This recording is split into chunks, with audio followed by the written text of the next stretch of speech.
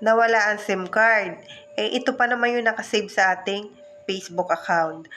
Paano ba ang gagawin para maayos ito?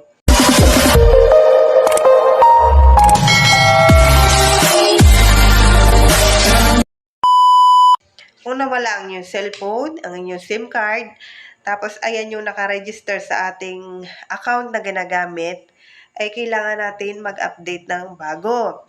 Kasi nga, si Meta palagi nag-update dyan. Lagi yan naghihingi ng code, confirmation na ikaw mismo yung may-ari ng account na yan. Kaya kung nawala ang iyong SIM, maglagay ka ng panibago, yung active at yung nakaregister na SIM card. Paano? Pindutin nyo lang yung 3 guhit dyan sa taas. Hanapin nyo ang setting icon. Hanapin nyo ang personal details. Yan, ang personal details. Tinakpan ko lang yung mga importanteng personal details ko at baka tayo ma-violation. Pindutin nyo yung phone number.